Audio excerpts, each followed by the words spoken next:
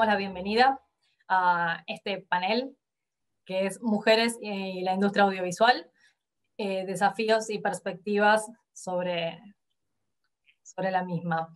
Hoy estamos con Carolina Cordero, que es General Manager de la Worldwide Audiovisual Women Association, entidad que nuclea ejecutivas de la industria audiovisual, contenidos públicos, directora de producción y comercialización de las señales públicas argentinas, Encuentro Paca Paca, Deporte B, de la plataforma OTT, Contar, y la señal internacional Argentina Global. Estamos con Sofía Skelske, creadora de contenidos de Utópica Media Argentina, guionista y productora de proyectos que fueron premiados y seleccionados en mercados. Y Cintia Taviano, doctora en comunicación, investigadora y escritora, fue primera defensora del público de servicios de comunicación audiovisual de la Argentina y es directora de Radio y Televisión Argentina en la actualidad. La dinámica de la actividad va a ser una conversación de nuestras tres invitadas sobre distintos tópicos que atraviesan las problemáticas, los desafíos y también los avances que está teniendo la industria audiovisual con respecto a las mujeres, pero también a las diversidades. Así que las dejo con Sofía, Carolina y Cintia. Bienvenidas. Muchas gracias, Luz. Muchas gracias. Te corrijo, yo ya no estoy más a cargo de contenidos públicos, ahora sí soy General Manager de Guagua, pero durante la gestión 2015-2020 sí estuve en aquel cargo que mencionaste. Bien, gracias por la invitación.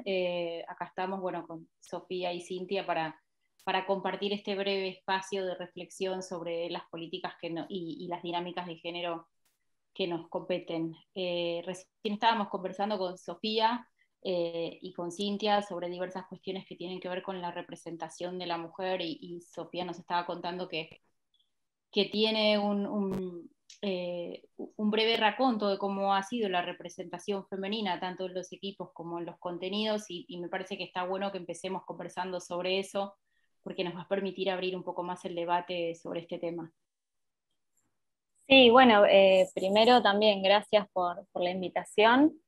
Y sí, lo que estábamos charlando un poco, o sea, me parece que hay como dos ejes fundamentales para hablar de lo que es el rol de la mujer en la industria audiovisual. Por un lado, está la participación de la mujer en los diferentes roles de la industria y todas las problemáticas que aún existen y resistencias en torno a eso. Y después está lo que es la mujer en la ficción, o sea, cómo nos representan en las historias de ficción, qué estereotipos se refuerzan, cuáles se están dejando atrás, ¿no?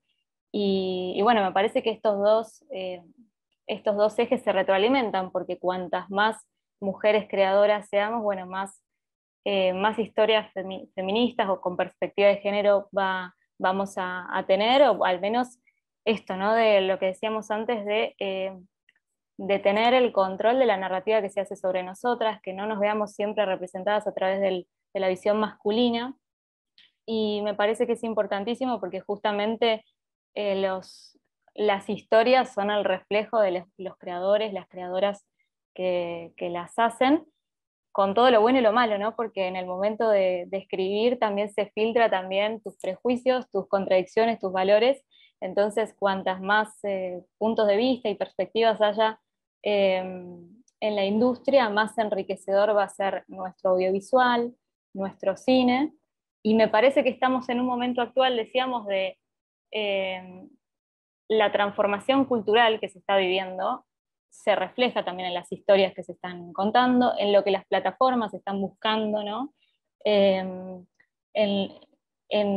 todo digamos, los modelos de mujer que se muestran en las historias, y me parece que por un lado, digamos, eso es positivo porque da cuenta de una audiencia que está pidiendo contenidos que estén en línea de los cambios que se están viviendo.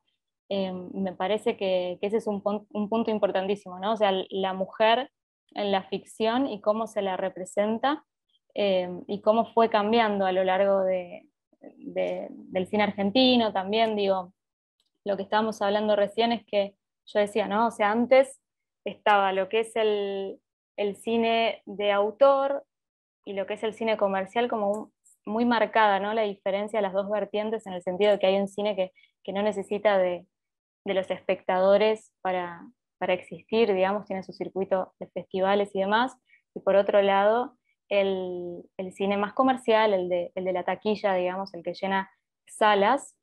Y lo que yo les comentaba es que lo que se puede ver, digamos, cuando analizás las últimas películas más vistas de los últimos años, es que siempre son dirigidas por la gran mayoría por hombres. Es decir, en el cine comercial, ese cine que es el más visto, el que tiene más llegada hacia los espectadores, y por ese motivo el que más sentido común construye y el que más opera sobre la realidad, porque es el que más llegada popular tiene, bueno, ese cine es el que, digamos, ahí es donde nuestra participación se ve claramente que es minoritaria. De hecho, eh, hay un informe que saca el Inca todos los años que te muestra todas las películas que se estrenaron en el año y la cantidad de espectadores de cada película. Entonces ahí vos ves claramente lo que yo estoy diciendo, que es que en las películas más vistas, bueno, nuestra participación es minoritaria, entonces es un punto como a revisar, ¿no? Porque justamente, digo, no solamente son las películas más vistas, sino que son las películas que a los cuales más presupuesto acceden, digamos, que tienen más presupuesto para su producción y que tienen todo un sistema de distribución y de exhibición que les permite tener esa llegada a los espectadores. Porque bueno, no, o sea, que una película llene una sala audiovisual, una sala de cine, no es algo que es una casualidad, sino que implica toda una estructura de producción que hace que esa película tenga esa visibilidad y esa llegada a los espectadores. Entonces me parece que hay un punto ahí de revisión, porque si bien somos cada vez más creadoras, guionistas, directoras, en el circuito de festivales, en diferentes espacios que se generan, hay como una participación muy minoritaria justamente en el ámbito en donde más se construye sentido a través del audiovisual, que son las películas que más se ven, que la gente más ve, ¿no? Entonces, y eso también se refleja en las historias que cuentan, que cuenta ese cine comercial. Pero bueno, lo que hablábamos también es que ahora con la llegada de las plataformas se puede ver que el mapa audiovisual está cambiando, que hay más, que hay una posibilidad, digamos, porque más allá de que antes estaba el cine de autor y el cine comercial, ahora tenemos las plataformas en donde hay producciones originales en Latinoamérica y puede llegar a dar la posibilidad y la oportunidad para que haya más voces de mujeres y de disidencias en la industria, ¿no? O sea, que haya más perspectiva, justamente. Digo, yo mencionaba el caso de Anna Katz, por ejemplo, que es una directora muy conocida, que tiene un peso muy importante dentro de la industria audiovisual argentina, pero sus películas no tienen una audiencia súper amplia y de repente ahora está haciendo una serie para una plataforma como Disney, donde va a tener la posibilidad de tener una audiencia un poco más amplia, lo mismo Lucía Puenzo, digo, hay varios casos que notan que el mapa audiovisual está cambiando.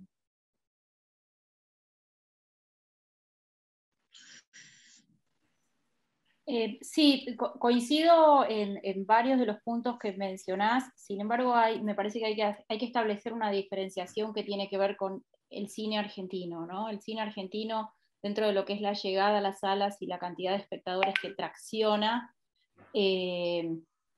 por lo general nunca es muy taquillero, y el cine argentino por lo general siempre es de autor, porque no es un cine industrial que recupera la inversión. Si no fuera por las políticas públicas y porque existe una ley de cine y un Instituto Nacional de Cine, no podríamos producir contenido cinematográfico.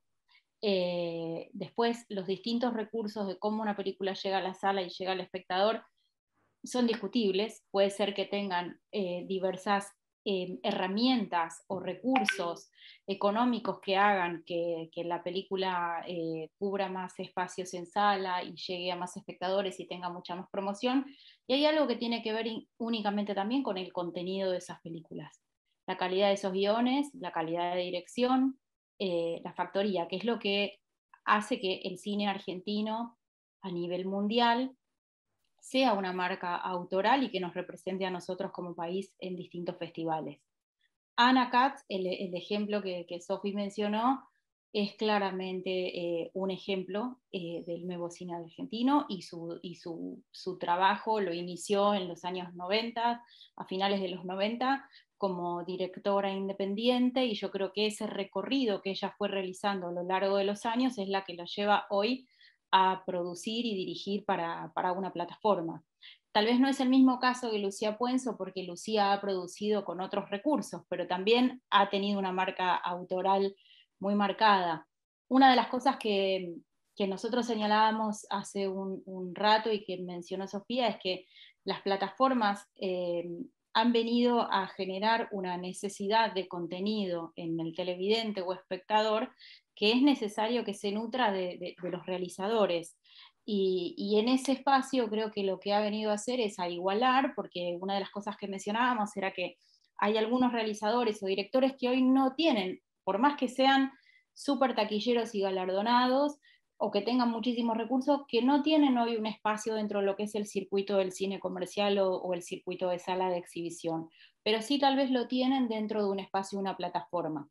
Entonces,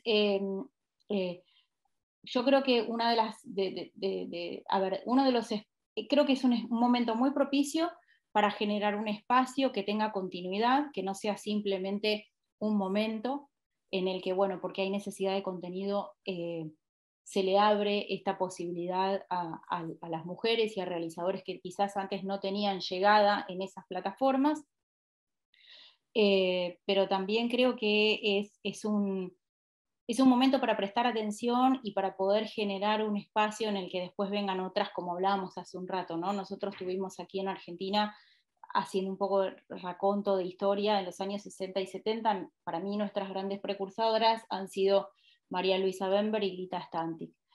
María Luisa, con sus películas, llegó a ser candidata por Camila a un Oscar. Sin embargo, María Luisa era un perfil de directora que tenía que pagarse sus propias películas.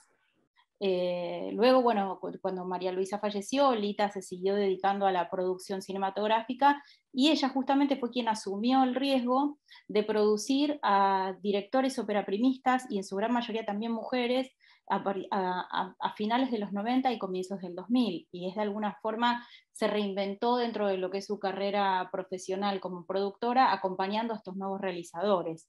Es decir, asumió ese riesgo que quizás, no digo que así haya sido, pero quizás en otro espacio, un hombre en una toma de decisiones como la que pudo haber tomado Lita en su momento no lo hubiera asumido. Entonces creo que eso es destacable, sobre todo porque abrió el camino para otras que vinieron después.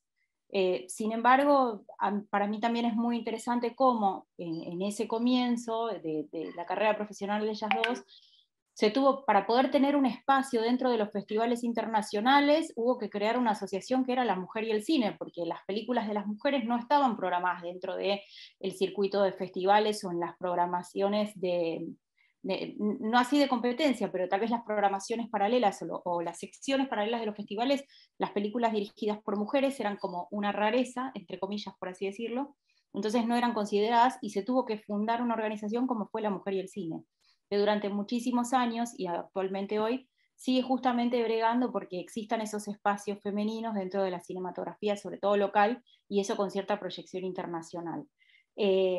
Ahí yo creo que, y esto es un interrogante que yo tengo a diario en la actividad y cuando analizo la realidad de ciertas organizaciones, incluso la cual yo hoy soy gerente general, es que creo que se cae en un riesgo, el riesgo de que la mujer y el cine, o que existan estas organizaciones que nos permiten encorsetando o encerrando en esos espacios y que no nos permita participar en otras secciones. Por ejemplo, durante muchos años en el Festival de Cine de Mar del Plata existía una sección que era la sección La Mujer y el Cine, en la programación. Y ahí iban a parar todas las películas dirigidas por mujeres. Pero no participaban después en las otras programaciones paralelas. Entonces, eso generaba como una doble vara, por así decirlo, porque, ok, las mujeres están, pero están en su quintita, por así decirlo, y no nos permitía participar en otras secciones. Después, bueno, La Mujer y el Cine fue cambiando, digamos, empezó digamos, este grupo tan importante y destacado de realizadoras mujeres como Ana, Albertina Carri, Lucrecia, Lucía, y empezaron a tener peso propio y participar por sí mismas en distintas secciones de programación de distintos festivales y también ganando premios a nivel mundial. Pero a nivel local pasaba eso, y no hasta hace poco tiempo venía sucediendo. Entonces me parece que hay que ser muy precavido a la hora de pensar en cuestiones que tienen que ver con políticas de género y organización de género, porque corremos ese riesgo de terminar en una sección en la que, ok, somos inclusivos, pero quédense ahí, no participen del resto. No sé si soy clara con lo que quiero decir. A mí es una señal de alarma que se me presenta siempre en estas situaciones. Y se me presenta a diario dentro de Guagua también. Trato de trabajar porque no suceda eso. Esto que estás diciendo, Carolina, en realidad tiene que ver con la evolución en la participación de las mujeres en los distintos ámbitos de la vida social, política, cultural, sindical. Es decir, al principio se establece desde lo formal y hasta lo informal, como lo está señalando, lo que se conoce como discriminaciones positivas, ¿no? Entonces, para poder tener participación de grupos históricamente vulnerados, se crean espacios determinados o se juntan en un espacio al margen. Esto ha pasado con la historieta en la Argentina, con los cómics, también con las ilustraciones, ha pasado en el ámbito cultural y también en el político. Quiero decir, al principio existían las ramas femeninas, existió el cupo para poder entrar, hoy ya estamos en una paridad de 50 y 50, es decir, que se puede ver como una progresión. Y la preocupación es interesante traducirla en ocupación, porque efectivamente lo que necesitamos es llegar a una inclusión tal que lo que hoy es una temática y estamos debatiendo, en el futuro no lo sea. Porque evidentemente cuando se llega a la plena inclusión, esto no lo tendríamos que estar debatiendo. Por otra parte, no creo que sean las plataformas, no es la tecnología ni los nuevos formatos los que van a resolver la situación. En realidad es la transformación cultural, ¿no? A partir de lo que conocemos como la batalla cultural, lo que podemos pensar como las transformaciones sociales, a partir de los movimientos organizados feministas, transfeministas, la puesta en debate en los distintos ámbitos es que generará el sedimento, pero con la convicción de modificar todos esos espacios, una realidad distinta, porque ¿qué habría de cambiar? Me acuerdo en la década del 90, cuando se planteaba Internet como la democratizadora de la comunicación.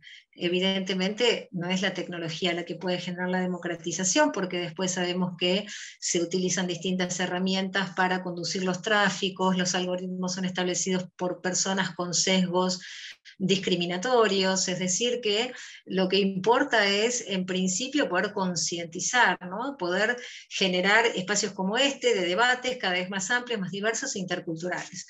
¿Cómo pensamos las interseccionalidades? Porque no solo se trata de una cuestión de mujer, de géneros y del colectivo LGTBIQ+. ¿Cómo pienso a una mujer coya en situación de pobreza en cualquiera de las provincias de la Argentina? Digo, no hay una sola forma de ser mujer y creo que es muy importante que pensemos en las múltiples formas de ser mujeres que tenemos incluso en nuestro país, y que muchas veces lo que ocurre es que se proclama un federalismo que no es tal. Entonces terminamos pensando en los contenidos a partir de una mirada que es muy porteñocéntrica, que sigue siendo eurocéntrica, y que no nos permite hacer recorridos más integradores y más inclusivos. Y dar cuenta de cuáles son las problemáticas, ¿no? En la televisión pública estamos debatiendo un código de ética, el que esperamos sea el primer código de ética de la historia de la televisión argentina. Cumple 70 años la televisión aquí en nuestro país, nació pública, ¿no? Nació como televisión pública la televisión de la Argentina, y en 70 años no pudimos acordar, trabajadores de la televisión con las audiencias, cuáles son nuestros compromisos éticos. Y una de las cosas que surgió con mucha fuerza justamente es la necesidad de despatriarcalizar. ¿De qué manera? Primero se hizo una radiografía porque participaron referentes de distintos espacios, ¿no? Y entonces nos decían de asociaciones del ámbito de la actuación. casi el 70% de las mujeres sufrieron alguna vulneración de derechos por el hecho de ser mujer. Me estoy refiriendo específicamente a actrices, ¿no? Por el hecho de ser mujer, casi 66%, o sea, casi 7 de cada 10, a lo largo de su carrera profesional, sufrieron alguna vulneración de derechos. Cuando hablamos de las posibilidades de realizar guiones o de establecer los contenidos, desde la multisectorial aportaban que no se llega ni al 25%. Efectivamente, eso también está anudado con las desigualdades en lo que conocemos como las tareas de cuidado, ¿no? La economía del cuidado. Las estadísticas lo que señalan es que las mujeres dedicamos entre 1 y 3 horas más que los hombres, por ejemplo, a las labores domésticas, entre 2 y 10 veces más de tiempo a la prestación de cuidados, ni en tiempo de pandemia ni hablar. Entonces, ¿cómo resolver un problema que es cultural y es estructural, que se vincula con otras realidades, ¿no? Para incluso llegar a pensar en contenidos que sean inclusivos? Y les traje, y con esto cierro para que sigamos dialogando, representación de géneros en la industria audiovisual de México, que hicieron ese análisis maravilloso de las 10 películas más taquilleras, hablando de el sistema también que promueve que sea lo más visto, porque también coincido con Carolina por allí que podemos cuestionar, ¿no? Cómo es el sistema de acceso al cine de la Argentina, o cuanto menos interpelarlo un poquito. Pero lo cierto es que hay una serie de resultados clave, así están puestos, que creo que deben ser muy similares a los de la Argentina. Entonces, ¿cuáles son las problemáticas que se evidenciaron al hacer el análisis de las 10 películas más vistas de México en el 2015? Escasa participación de las mujeres en los principales roles detrás de cámara. Ninguna de las películas había sido dirigida directamente por mujeres, ninguna. Solo había un 24% de guionistas y un 27% en el ámbito de la producción.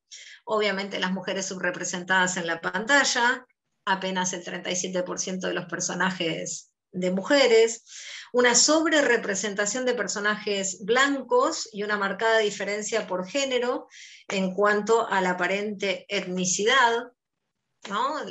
¿Cuáles son los roles? Ese 37% magro de mujeres, ¿en qué roles estaban? En roles domésticos esencialmente, ¿no?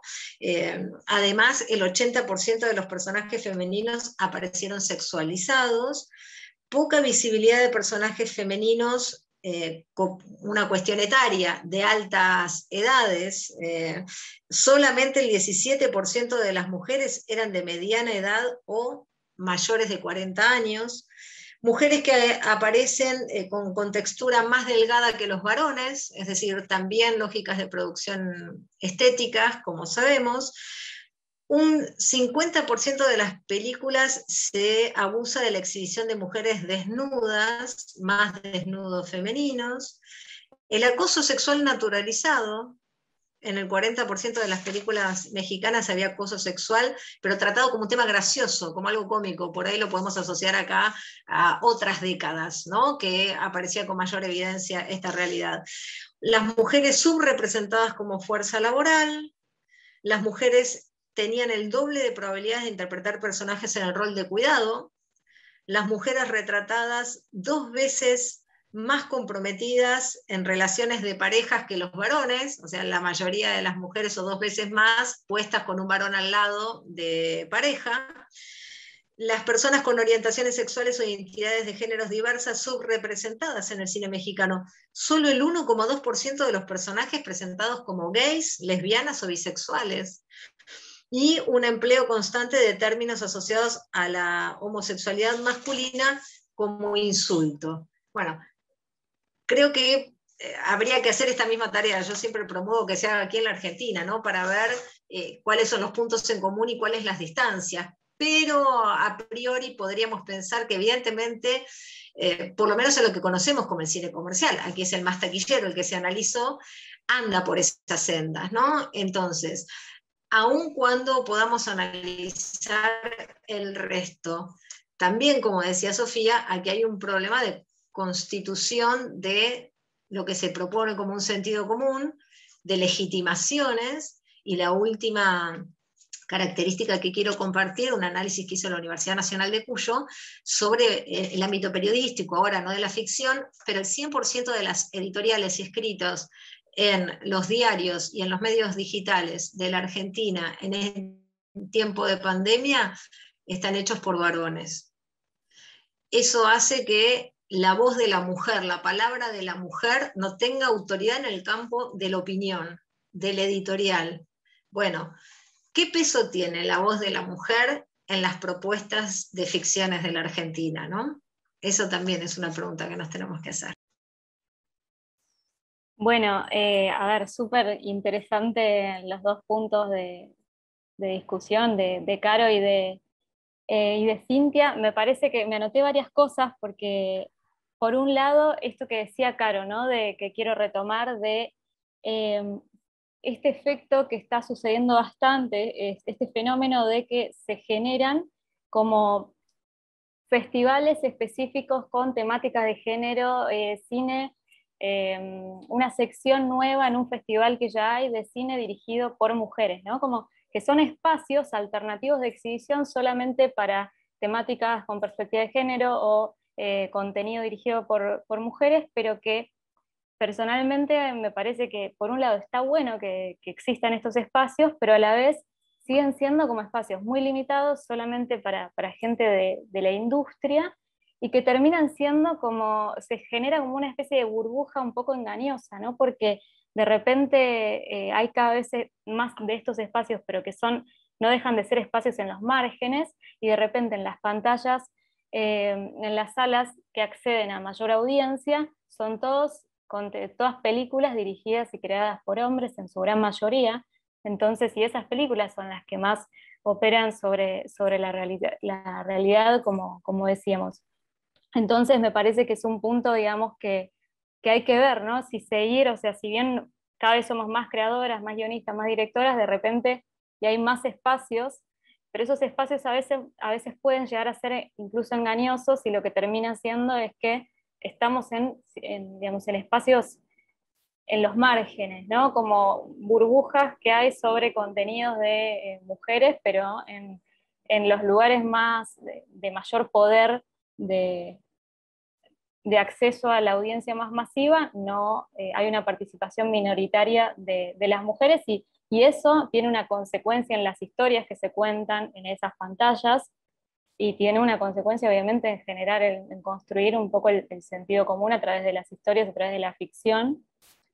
Y bueno, por otro lado, otra cosa que me había notado también para hablar sobre un punto que dijo Cintia, que tiene que ver con las plataformas que no son las que, digamos, nos dan el espacio a nuevos puntos de vista, digamos, y nuevas creadoras y creadores, sino que en realidad, obviamente sí, hay toda una transformación cultural detrás y un avance feminista que obliga en realidad al mercado a inevitablemente buscar historias que estén en línea con la transformación cultural que se está viviendo, porque eso es lo que quiere la audiencia. Digo, me parece que lo interesante de esto es que da cuenta, digo, que un ejecutivo de la industria esté buscando actualmente historias con protagonistas mujeres fuertes.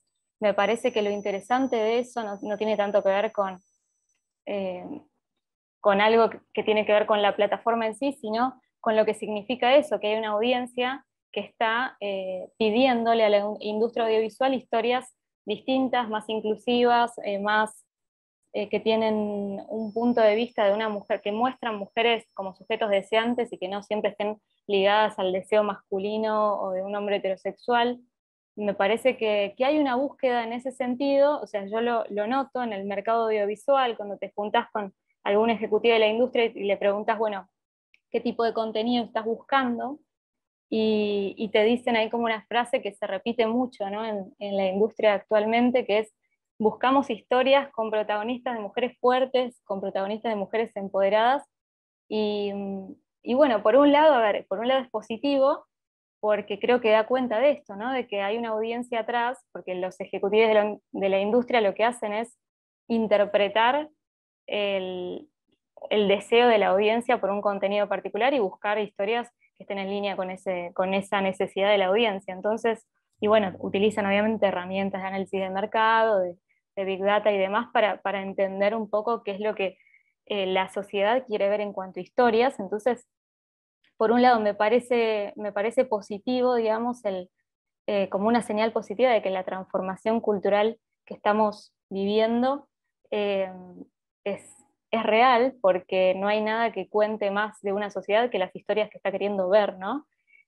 Pero, por otro lado, también cuando hay como una demanda alta del mercado por algo que no es una tendencia, sino que es una transformación cultural profunda, sucede que, bueno, que esto de las historias de mujeres fuertes, historias de mujeres empoderadas, puede quedar en un eslogan como vacío de contenido y se generan historias que en realidad terminan siendo un poco lavadas porque lo que quieren es, digamos, están hechas para satisfacer la demanda del mercado y no tanto porque atrás haya un punto de vista que realmente esté cambiando y que haya una perspectiva de género que se quiera plasmar en una historia, ¿no? Entonces, me parece que puede suceder que de repente hay series en donde ves que quieren forzar una perspectiva de género y terminan reforzando estereotipos antiguos, terminan mostrando, por ejemplo, la clásica, bueno, ¿no? Porque hay algo de la mujer empoderada, de que lo interpretan según quien lo interprete, puede ser una historia feminista o con perspectiva de género,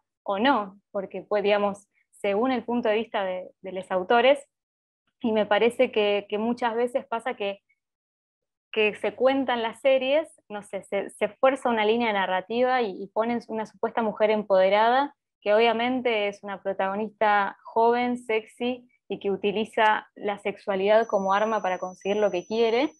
Y entonces están como reforzando todos los estereotipos que ya esa historia la vimos millones de veces, con el supuesto eslogan de mujer empoderada. Entonces hay ahí como algo que hay que tener en cuenta porque todo depende siempre del punto de vista, ¿no? O sea, ¿qué es una mujer empoderada? Bueno, no necesariamente tiene que ver con algo con perspectiva de género.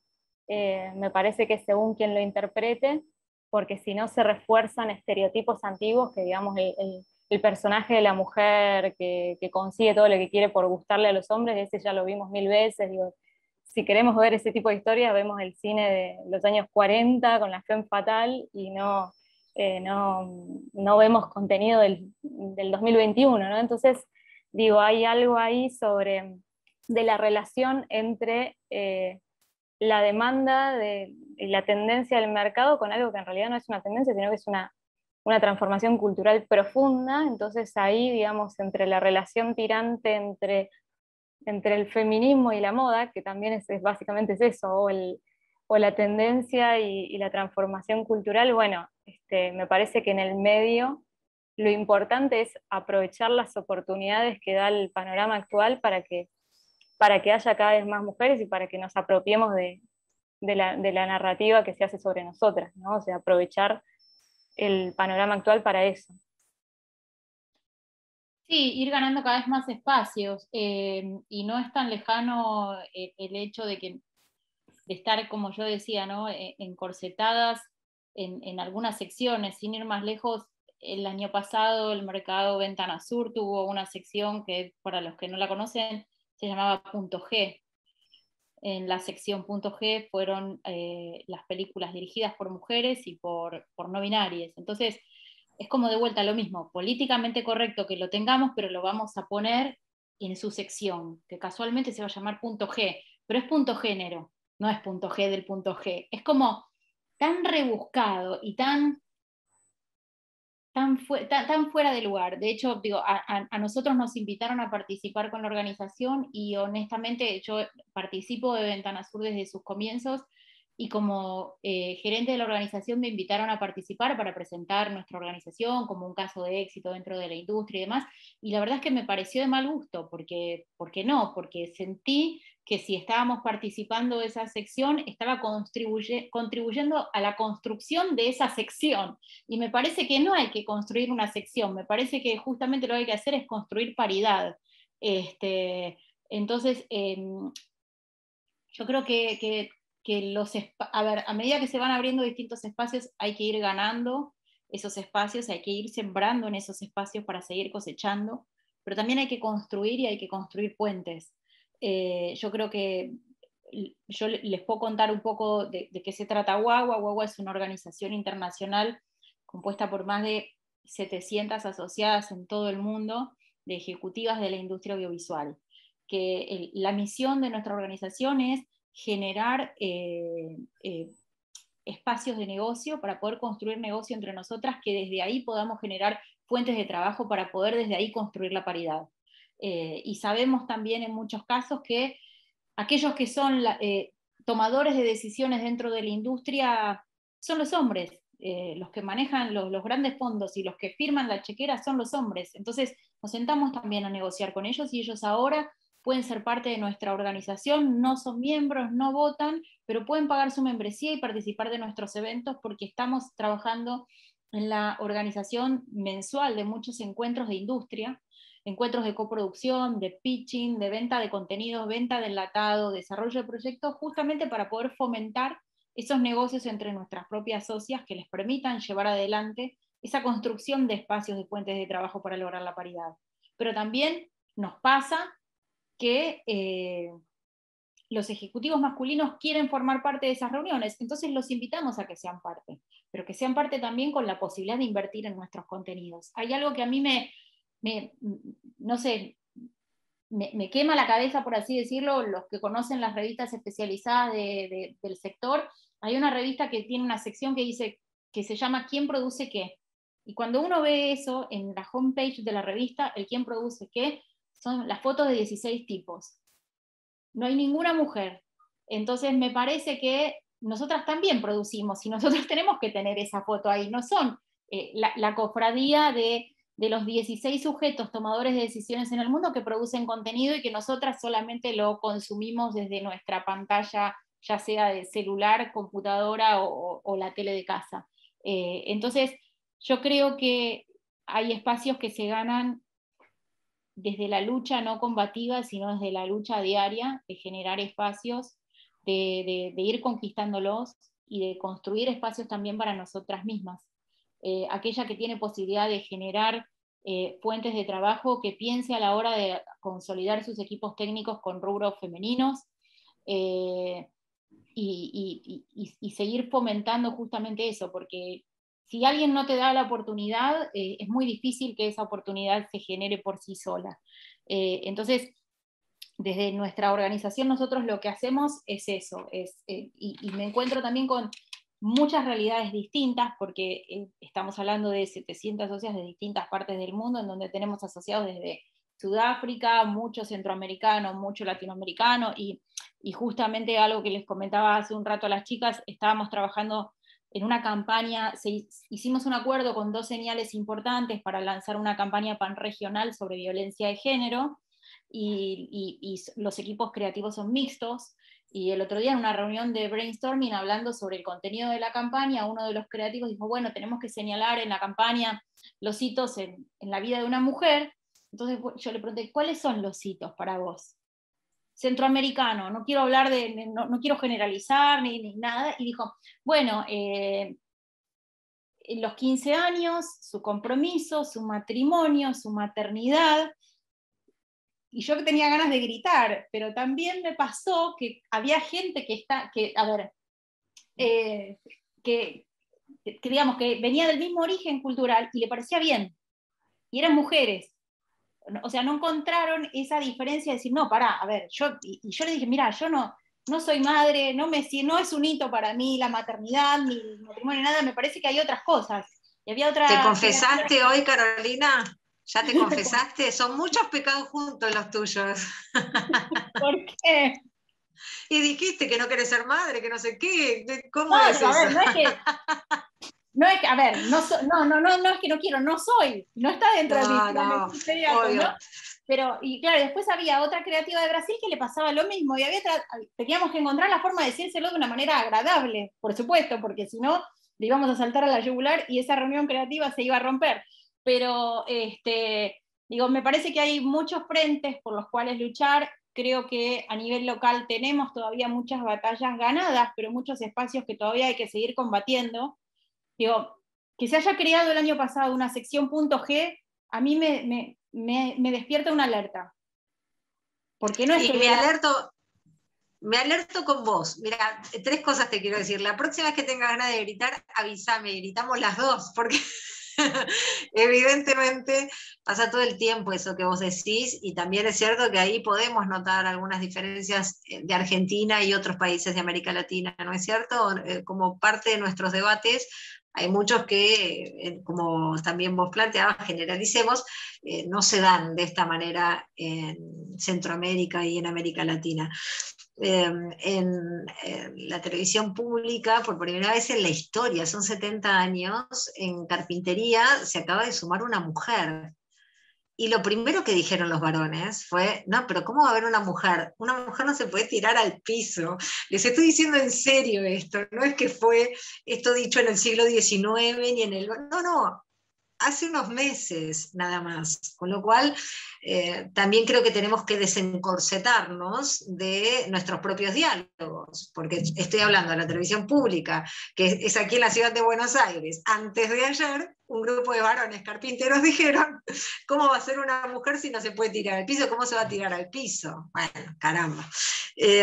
Luego quería dejar algunas reflexiones con respecto, me parece súper interesante lo que plantean, y lo primero que quería decir es que los públicos se construyen, las audiencias se construyen. Evidentemente tenemos perspectivas profundamente mercantilistas que no nos dejan con tanta facilidad ampliarnos hacia otras zonas, ¿no? Claro, son décadas, son siglos de dominación, y luego son décadas de pedagogías vinculadas con los machismos por el tema que estamos hablando. Podemos ampliarlo de formas muy diversas, ¿no? El gran macho argentino. Me encantó la sección esa que dijiste, que se llamaba ¿Quién produce qué? Pónganle los machos. Si son... Cámbienle de nombre y que le pongan los machos, ¿te das cuenta? Porque son 16 varones. Los tipos que producen. Claro, dime, ¿quién produce qué? Y son solo varones. Luego, lo del .g, la verdad, adhiero profundamente a lo que decís, porque no es nada más que en nuestros discursos busquemos la transformación, ¿no? Es en nuestras acciones. Bueno, mirá, .g remite a una sexualización, remite a un supuesto placer, remite una vez más a, aunque ya te entendí que no es .g, que es de género, sí, qué creatividad, vamos, estamos en un lugar de creatividad, tratemos de generar nuevas realidades, ¿no? Profundas. Entonces, quiero decir con esto de que las audiencias se construyen, los públicos se construyen, que necesitamos inevitablemente diálogos transversalizados en todas las áreas. Poder trabajar, yo soy partidaria de generar alfabetizaciones comunicacionales desde muy temprana edad, jugar a ser realizadoras y realizadores, guionistas desde muy temprana edad, y ustedes saben que desde el jardín de infantes se generan cosas extraordinarias, es decir, poder incorporar en la propia educación esta realidad, ¿no? Y poner el cine, o poner, vamos a decir, las producciones o las narrativas audiovisuales también al servicio de las propias sociedades, porque hay algo, yo fui funcionaria 4 años y puedo ver el divorcio que hay entre las políticas públicas en los distintos ámbitos, las necesidades comunicacionales de esas políticas públicas y lo que sería la agenda de la ficción o el periodismo. Y van por carriles totalmente distintos. Si vos me preguntás hoy, evidentemente tenemos que trabajar y mucho para la erradicación de violencias múltiples que tenemos en las pantallas, los discursos de odio, la necesidad de la inclusión. Entonces, qué interesante sería que pudiéramos trabajar de manera articulada para poner esas narrativas audiovisuales al servicio de las necesidades de nuestra sociedad, ¿no? En los distintos ámbitos, y trabajar así también en la construcción de audiencias. A mí el cine debate es una de las cosas que, de verdad les digo, sonaré antiguo, no me importa. El cine debate me parece algo, una pieza riquísima, extraordinaria, de intercambio, de conocimiento, de aprendizaje, de recuperar la mirada de la otra persona, de indagar cuáles fueron los recorridos a partir de algo que compartimos colectivamente. No importa que haya tiempos de pandemia ahora, porque no vamos a vivir eternamente en una pandemia, pero son cosas que tenemos que seguir recuperando, porque así se construyen audiencias, así se construyen públicos también. Si no, vamos a quedar ahí engrilletados en lo que se dice el mainstream, ¿no? No, evidentemente tenemos que procurar otras construcciones. Y por otra parte, digo, no es la tendencia del mercado, ¿no? No se puede dejar en manos del mercado, así como no se puede dejar en manos del mercado la economía, tampoco se puede dejar en manos del mercado la supuesta producción audiovisual. Y lo otro que les quería decir, o preguntar, o interpelar, la ficción, yo también soy amante de los libros, ¿no? Más allá de que los toque en papel, pero soy amante de los libros sobre todo cuando logran adelantarse a su tiempo o al contrario, contribuir en la construcción de los nuevos tiempos, ¿no? Entonces tal vez tengamos a Julio Verne como la máxima aspiración de alguien que pensó una serie de realidades muchísimo antes de que ocurrieran. Bueno, con el ejemplo que daba de que no hay editorialistas mujeres en los medios digitales informativos y en los medios gráficos. ¿Cuánto tiempo va a pasar para que justamente las narrativas audiovisuales pongan a una mujer periodista, editorialista, para empezar entonces a construir esos públicos, esas audiencias, pero también esas realidades, y que sea el cine o que sean las narrativas audiovisuales las que nos den esa inclusión antes de que ocurra? Bueno, esto ha sido estudiado obviamente en Estados Unidos, en la propia India, relevamientos de contribuciones del cine. Todos y todas y todos sabemos que Barack Obama fue presidente de Estados Unidos mucho después de todos los presidentes afrodescendientes que tuvieran en el cine. Entonces, ¿cuáles son nuestras insurgencias en el campo de las narrativas audiovisuales? ¿Cuáles deberían ser esas insurgencias para poder tener un cine, una narrativa audiovisual performativa? Es una pregunta, ¿eh? Bueno, a ver, varias cosas. Me parece con esto último que decís, Cintia, por un lado siento que esta relación, ¿no? De que yo decía lo de tendencia de mercado, y parece que hay una relación entre, digo, porque más allá de lo que a mí, yo como creadora, como guionista, me guste ver, ¿no? En las historias o que desee ver en la televisión o en las plataformas, más allá de eso, sabemos que yo como creadora lo vivo mucho, ¿no? Como guionista, hay ejecutivos de la industria que básicamente te dan luz verde o no a un determinado contenido, y ellos son los que terminan decidiendo, ¿no? Qué historias se producen, o al menos qué historias se producen con un determinado presupuesto. Después obviamente podemos hablar del circuito independiente y demás, ¿no? Pero las historias que se llevan a la pantalla de las plataformas. Y esa decisión tiene que ver con un análisis de audiencia que hacen.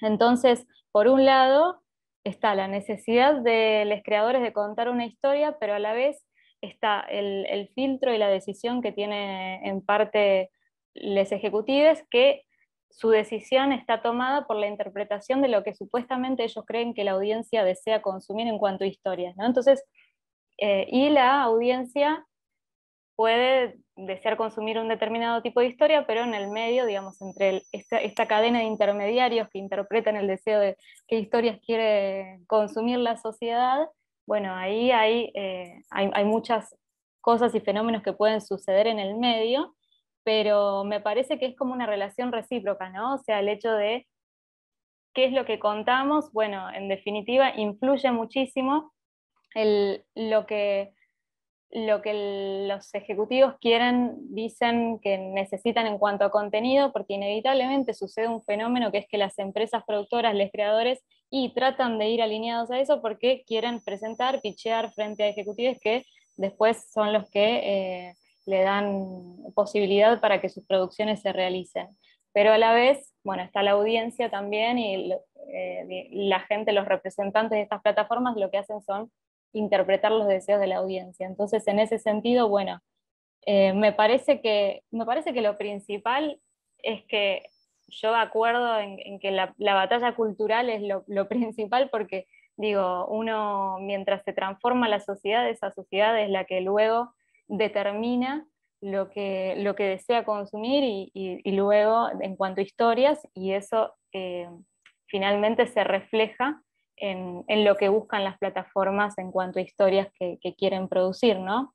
Me parece que no es al revés, que me parece que justamente nosotras con todo el avance feminista que se está haciendo y, digamos, y toda la transformación cultural que estamos viviendo, eso es lo que hace que se obligue de alguna forma a darle más peso a otro tipo de historias que sean más inclusivas y demás, ¿no? Y en el camino obviamente puede pasar que, como dije antes, haya historias que terminen siendo lavadas o que tomen el eslogan vacío y lo llenen de un contenido que finalmente no tiene una perspectiva de género o una visión feminista, sino que es solamente para satisfacer una demanda de un mercado audiovisual que está pidiendo por ese tipo de historias, ¿no? Pero bueno, por otro lado, me parece que hay algo muy problemático en relación a la industria audiovisual que tiene que ver con la participación de las mujeres que todavía no está, ¿no? O sea, no está reflejado, todavía no, parece que, digamos, está cambiando y está realmente cambiando en algunos aspectos, pero luego te pones a ver, yo lo que estaba mirando el otro día es un informe que sacó el INCA de Igualdad de Género para saber un poco el panorama actual. Digo, está bueno porque te da como una especie de panorama de cómo está la industria actualmente en cuanto a igualdad de género. Entonces, lo que marca el informe este del INCA, que fue hecho en el 2018, está en la página del INCA para descargar, dice, por un lado, la cantidad de personas formadas en el audiovisual, tanto mujeres como hombres, 66% mujeres, o sea, formadas en audiovisual, ¿no? Y la minoría son hombres, formados en audiovisual. Y luego, en la inserción laboral, el porcentaje es a la inversa. Es decir, hay un desfasaje ahí, hay muchísimas mujeres formadas en la industria audiovisual y sin embargo no logran insertarse en el ámbito laboral, y eso se ve, bueno, después desglosan por roles, o sea, en todo lo que son los roles que históricamente fueron asociados a cualidades masculinas, como fotografía y sonido, es muchísimo más difícil para las mujeres, y las que históricamente fueron asociadas a cualidades feminizadas como maquillaje, vestuario, dirección de arte, ahí hay una gran participación de las mujeres, ¿no? Pero hablan un poco sobre esto, sobre lo que llaman la segregación horizontal, que tiene que ver con esto de que hay roles específicos de la industria audiovisual que son realmente muy difíciles de acceder para las mujeres, y hay una subestimación, yo lo noto también en mi experiencia personal como dentro de la industria audiovisual trabajando, que en los roles más técnicos hay una subestimación que todavía es muy llamativa de las mujeres en roles técnicos, en roles que tienen que ver con la cámara, con la fotografía y con el sonido, digamos. Todavía hay un gran prejuicio en torno a eso. Digo, yo fui camarógrafa también y lo noté, digamos, o sea, en todo lo que es roles más ligados a lo técnico, todavía hay una gran subestimación y se ven en los números, digamos, en los porcentajes, que hay una participación minoritaria de las mujeres en esos rubros. Y también lo que decía el informe del INCA, que estaba bueno, era que o sea, todos los roles que más ocupan las mujeres, que son los históricamente asociados a cualidades feminizadas como maquillaje, vestuario y dirección de arte, encima son los peores pagos. Entonces, en proporción, somos las que ganamos menos también específicamente en la industria audiovisual. Y bueno, también mencionaba el tema de el techo de cristal, que también sucede, como sucede en otros ámbitos laborales, también sucede en la industria audiovisual. Los roles jerárquicos todavía no son difíciles de alcanzar en la industria audiovisual argentina. Digo, se ven en el informe del INCA claramente que la gran mayoría de los directores siguen siendo hombres en todas las películas producidas. Y bueno, lo que yo mencionaba antes, que dentro del ámbito del cine comercial aún esa diferencia es mayor. O sea, las mujeres son realmente casos contados cuando te pones a analizar todas las películas estrenadas y a quiénes, las más vistas, digamos, y quiénes son los directores, quiénes son también, yo analizo a ver quién está detrás o sea, quiénes son las empresas productoras, los directores y demás, y bueno, ese es el ámbito más difícil, digamos, para acceder en cuanto a la participación de las mujeres. Tomo lo que decís, dos reflexiones. Hoy en Argentina, en la ADF, la Asociación de Directores de Fotografía, hay una presidenta mujer, Paola Risi, una de las primeras directoras de fotografía de Argentina, súper talentosa, al margen de que es amiga mía, pero es presidenta de la ADF y es histórico eso. Una de las mejores sonidistas de Argentina es una mujer también, Jessica Suárez, la única sonidista que fue nominada a los premios Emmy por mejor sonido, banda de sonido de un contenido televisivo. Y se me despierta a partir de todos estos datos que vos nos estás compartiendo, bueno, me gustaría analizar aquellas películas producidas por mujeres, cómo integraron sus equipos técnicos. Porque creo que hay una reflexión importante que nos tenemos que hacer nosotras también como género y como profesionales para saber qué tanto espacio también le damos nosotras a nosotras mismas a la hora de construir esos espacios y esos equipos técnicos de trabajo, o cuando tenemos la posibilidad de ser generadoras de empleo, si le damos empleo a otras. Es una reflexión que me surge y me gustaría como investigar un poco esos datos. Digo, que la sororidad exista en los hechos y no simplemente en las palabras o en la militancia. No, por supuesto, también lo que se menciona bastante y se discutió, que es el tema del cupo, ¿no? En algún momento la medida todavía aún no se avanzó, digamos, pero se discutió bastante el tema de si hay que las empresas productoras, a los productores presentantes de Inca, si para que puedan acceder a algún subsidio o algún premio es necesario sumar a una medida que diga que sí o sí tiene que ser, digamos, el 50% del equipo técnico mujeres o algún tipo de medida por el estilo en relación a un cupo para acceder a los subsidios. Todavía no se avanzó, sí se avanzó en el jurado del Inca, ¿no? Que el 50% son mujeres de todos los comités de subsidios de largometraje, de concursos de Inca, son todos 50% mujeres. Eso me parece que al menos es un avance, y lo del cupo todavía sigue en discusión, ¿no? Porque también es difícil, porque tampoco es fácil obligar a todos los productores presentantes y empresas productoras a llegar a un determinado cupo en cuanto a ese equipo técnico, porque armás un equipo técnico ligado a un montón de decisiones, ¿no? Entonces, bueno, habría que ver cómo se termina dando en la práctica una medida como esa, como la del cupo en cuanto a equipo técnico para acceder a subsidios. Yo creo que esa política pública es muy importante, ¿no? También se acaba de sancionar la ley de paridad de género en los medios de comunicación y es fundamental que haya un régimen de promociones. Es decir, no necesariamente planteado como una obligación, sino como una posibilidad de acceso a determinadas promociones.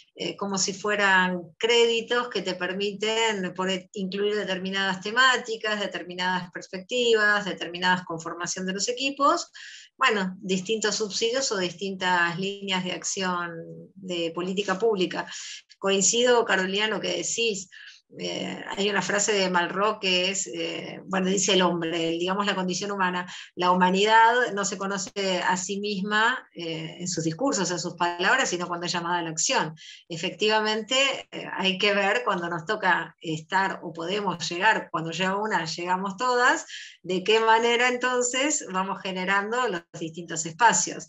Y la verdad es que es francamente posible. A mí me pasó como defensora promover la primera ley que fue de cupo, en realidad una resolución por el alcance de la vida institucional, la primera resolución para incluir en el ámbito de la fuerza trabajadora de ese organismo al colectivo LGTBIQ+. Y parte de las problemáticas que teníamos, por ejemplo, era que la gran mayoría, como ustedes saben, de las chicas o los chicos trans no tienen el secundario terminado. Entonces ahí puedes aceptar y decir, bueno, yo voy a poner que tenga el secundario terminado, es una obligación para ingresar a cualquier organismo del Estado, y entonces naturalizo la barrera o por el contrario, establezco una propia política pública que sea de acompañamiento para concluir el secundario y entonces, es decir, el compromiso ahí tiene que ser profundo, serio. Si no tenemos formación en las áreas técnicas, hay que promover esa formación en las áreas técnicas. Nos pasó con la interpretación de lengua de señas argentina. La ley de servicios de comunicación audiovisual lo puso en palabras, extraordinario, bellísimo. Cuando quisimos empezar a aplicar la interpretación de lengua de señas argentina, no había intérpretes en cantidad suficiente y en formación para poder, por ejemplo, ser incluidas en el noticiero. Y bueno, lo que hicimos fue el recorrido del desafío de formar. Por eso yo decía al principio, ¿no? No se puede hablar en ningún campo sin reconocer las interseccionalidades y las complejidades plenas. ¿De qué manera vamos a poder rodar una película, una serie, lo que sea, si no generamos espacios de cuidado y si no tenemos compartidas las tareas de cuidado entre hombres, mujeres, mamás, papás, mamás, papás, como sean integradas las nuevas familias? Pero ¿cómo hacemos el rodaje si no existen esos espacios de cuidado? Porque no, ahí tiene que haber espacios de cuidado de la primera infancia, ¿no? Y que no me quede en el otro planeta, tendría que haber un lactario, es decir, un montón de políticas públicas que hay que pensarlas ensambladas. No podemos hablar nada más que de nuestro metrito cuadrado, sino que evidentemente hay que ver de qué manera podemos hacer que dialoguen las distintas áreas, los distintos espacios, para generar una verdadera transformación. Porque si no tenemos desde esa mínima, bueno, yo le llamo las micro resistencias o las micro transformaciones, le puedo dar trabajo a una persona. Me planteo, como dijo Carolina, me planteo que sea una mujer en primera instancia, o ya me voy a quedar con que no, son mejores los varones en esta área, entonces no. Bueno, ¿cuánto contribuyo a esa formación cuando me toca tomar la decisión? Y luego una mirada más amplia, ya bastante más compleja, pero de tratar de promover esas transformaciones que son integrales, ¿no? Y de incidir entonces en los espacios de toma de decisiones, ya sea del Congreso, de los ministerios, de los distintos ámbitos de la vida política del país, ¿no? Bueno, un lujazo, chicas, un lujazo ser testigo de esta conversación. Hablaba con una compañera recién, me dice, che, ¿ya estuvieron juntas todas en un panel? Porque está fantástico. Le digo, no, le digo, es la primera vez, parece que las estoy juntando en un panel porque no se conocían, y la verdad, súper interesante, me encanta esto, cómo fueron tocando todos los temas, digo, desde representaciones, llegamos a pensar en políticas públicas, interseccionalidad, la complejidad, qué pasa con las leyes, qué pasa con las asociaciones, qué pasa con lo que hacemos cada una de nosotros en nuestros espacios. También repensaba, digo, yo no soy del ámbito de la industria audiovisual, pero bueno, trabajo con equipos muy grandes y me repensaba en esto, en qué elijo, en qué pienso cuando pienso en armar equipos, bueno, un poco de esto de repensarnos nuestra tarea y nuestra militancia y nuestra organización todos los días, ¿no? Más allá de esto que hacemos de las organizaciones de estos espacios de conversación, de reflexión, que invitamos a expertas en distintas áreas o expertos o expertes en distintos temas a pensar y a pensar en voz alta junto con nosotros para poder iluminarnos un poco esto que hacemos más allá de estas cuestiones. Así que bueno, les quiero agradecer. No sé si quieren, yo porque sé que Caro estás con el tiempo justo, habíamos pautado esta hora, no sé si quieren hacer un cierre final de 1 minuto, 2 minutos cada una, pero bueno, les agradezco un montón. Recortito te voy a decir, somos 4 mujeres con perspectiva de género. ¿Cómo iba a salir? Genial, chicas, obvio. Ahora recorrer la Argentina con estas miradas. Muchísimas gracias. No, por favor. Gracias a vos, Cintia. Gracias a todos. Yo para agregar, muchas gracias a todos. La verdad que fue súper ameno y uno se va emocionando y puede indagar en un montón de temas, pero yo creo que también, un poco como lo pudo sintetizar Cintia, que yo dije antes, creo que la militancia es individual y uno milita con los propios actos. Entonces, a la hora de conformar un equipo, cada una de nosotras que tiene una posibilidad de generar un puesto de trabajo, evaluar y ser solidarios con el otro. Y eso construye, y no solamente por una cuestión de género, sino también por mérito. Hay infinidad de profesionales mujeres, como también hombres o digamos, o no binarios, pero creo que la militancia es con los actos, es micro. Es bueno, a ver, yo hoy estoy produciendo un contenido, tengo que conformar un equipo técnico de 25 personas mínimo. Bueno, no pensando en una ley de paridad, sino a ver, hay profesionales, mujeres súper talentosas que merecen ese espacio, y desde ese lugar, yo que tengo esa posibilidad de tener un marco de poder, porque soy generador de empleo, puedo decir, bueno, hago mi propia paridad dentro de mi espacio, y eso va a generar más. Es tiempo, son cambios que son culturales, que se llevan adelante con el tiempo y con un recorrido temporal, pero me parece que así como tenemos las señales de alerta y alarma encendidas, como cuando aparecen secciones que se llaman punto G en el año 2020, creo que cuando tenemos esa posibilidad de generar grupos de trabajo, tenemos que ser conscientes de que la sororidad se lleva en los actos, no solamente en la militancia o en los discursos vacíos. Y gracias por invitarme y por escucharme.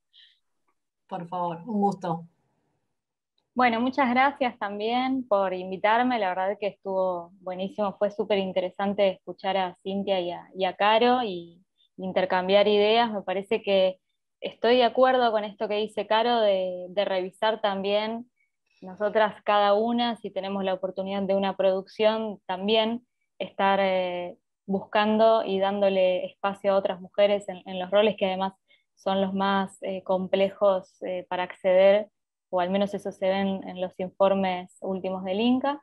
Y me parece también, además de, porque por un lado está la participación de las mujeres en los roles de la industria audiovisual, y después también yo como creadora de contenidos, como guionista, también la responsabilidad de estar revisando constantemente qué tipo de historias quiero construir, si realmente, porque bueno, obviamente todos somos parte de este sistema, entonces muchas veces, inevitablemente en el proceso de escritura, tenés que estar atenta porque puedes estar replicando un estereotipo no representa actualmente a las mujeres, o un prejuicio, digamos, porque es natural, digo, al momento de la escritura podés inevitablemente estar replicando eso, entonces hay que estar constantemente, sí, revisando y tratando de generar historias que sean más inclusivas y que puedan representar a la mujer como un sujeto deseante, y no estar forzando estereotipos que ya no van más. Así que me parece que es eso. Por un lado el tema de los roles que ocupan las mujeres, y por otro lado cómo representamos a la mujer en la ficción y qué historias queremos contar. Y apropiarnos justamente de la narrativa que se hace sobre nosotras, que cada vez haya más creadoras, me parece que es importantísimo. Bárbaro. Muchísimas gracias nuevamente, Sofía, Carolina, Cintia. Gracias a todas, todos quienes estuvieron presentes. Y bueno, esperamos volver a encontrarnos. Quizás cuando volvamos a la presencialidad podemos invitarlas a alguna conversación en la Universidad Nacional de Lomas de Zamora. Mientras tanto, las despedimos y les agradecemos nuevamente por haber participado de este panel. Muchísimas gracias. Bueno, muchas gracias. Muchas gracias. Chau, chau.